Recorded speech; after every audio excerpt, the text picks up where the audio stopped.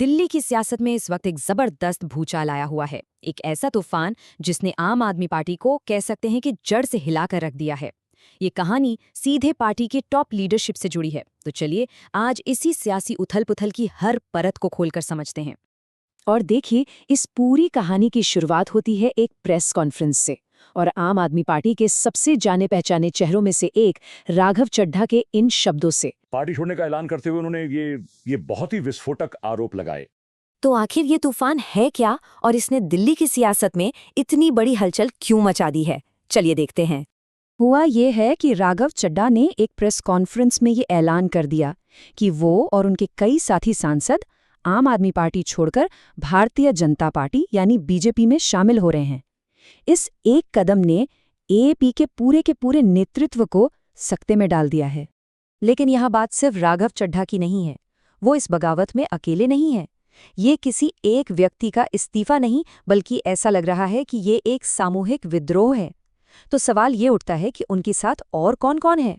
चड्ढा के साथ साथ और राज्यसभा सांसद यानी कुल मिलाकर 8 सांसद पार्टी छोड़ रहे हैं। अब आप सोचिए, आम आदमी पार्टी के लिए ये कितना बड़ा झटका है। और इस लिस्ट में सिर्फ राघव चड्ढा ही नहीं, बल्कि संदीप पाठक, अशोक मित्तल, स्वाति मालीवाल और हाँ, क्रिकेटर हरभजन सिंह जैसे बड़े बड़े नाम शामिल हैं। ये सिर्फ सांसद नहीं हैं, ये पार्टी के वो चेहरे हैं जिन्हें सब जानते हैं। अब इन नामों की अहमियत समझना बहुत जरूरी है।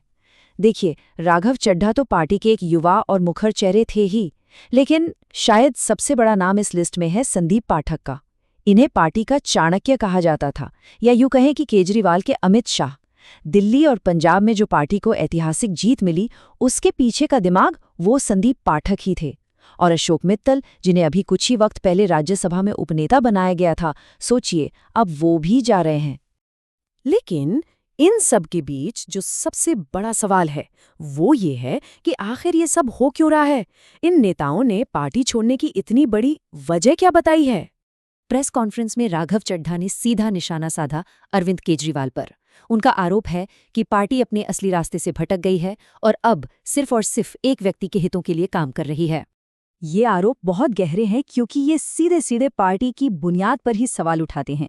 मतलब एक तरफ तो वो आदर्श हैं जिनके साथ पार्टी एक भ्रष्टाचार विरोधी आंदोलन से पैदा हुई थी, और दूसरी तरफ आज उसी पार्टी पर अपने ही मूल सिद्धांतों को छोड़ने और सिर्फ एक नेता के लिए काम करने का आरोप लग रहा है। लेकिन अगर हम थोड़ा पीछे मुड़कर देखें तो ये बगावत कोई अचानक हुई घटना नहीं लगती। ये तो उस पैटर्न का हिस्सा है जो आम आदमी पार्टी में कई सालों से दिखाई दे रहा है। और हैरानी की बात यह है कि पहले भी जो बड़े नेता पार्टी छोड़कर गए, उनके कारण भी कुछ ऐसे ही थे। उन्होंने भी पार्टी में आंतरिक लोकतंत्र की कमी और पार्टी के एक व्यक्ति केंद्रित होने का आरोप लगाया था। बिल्कुल वैसे ही आरोप जो आज सुनाई दे रहे हैं। याद कीजिए 2015 में दिल्ली में इतनी बड़ी जीत मिली और उसके ठीक बाद पार्टी के संस्थापक सदस्य योगेंद्र यादव और प्रशांत भूषण, उन्हें पार्टी से निकाल दिया गया। फिर कुमार विश्वास जैसे जो शुरुआती नेता थे, उन्होंने भी धीरे धीरे दूरी बना ली। अभी हाल ही में स्वाति मालीवाल का मामला तो सबके सामने आया ही था, और आज जो ये हो रहा है, ये उसी कड़ी का शायद सबसे नया और सबसे बड़ा अध्याय है। तो इन सब घटनाओं के बाद एक ही सवाल मन में आता है, आम आदमी पार्टी का भविष्य क्या है? इस बगावत का पार्टी पर क्या असर पड़ने वाला है? देखिए, इसके जो तात्कालिक परिणाम हैं वो बहुत गंभीर हैं। राज्यसभा में पार्टी की ताकत लगभग खत्म सी हो जाएगी, जहां अब संजय सिंह ही एकमात्र बड़ा चेहरा बचेंगे। 2027 के पंजाब चुनाव भी दूर नहीं है और ये पार्टी के लिए एक बहुत बड़ी चुनौती है। इसे पार्टी के इतिहास का सबसे मुश्किल दौर कहा जा रहा है, और जाहिर है ये अरविंद केजरीवाल के नेतृत्व पर भी एक सीधा प्रहार है। तो आखिर में सवाल बस यही बचता है, जो पार्टी भ्रष्टाचार के खिलाफ एक इतने बड़े आंदोलन से खड़ी हुई थी, क्या वो अपने ही अंदर के सबसे बड़े राजनीतिक संकट से उबर पाएगी? क्या ये बगावत आम आदमी पार्टी की नींव को ही हिलाकर रख देगी? खैर, इसका जवाब तो सिर्फ आने वाला वक्त ही दे सकता है।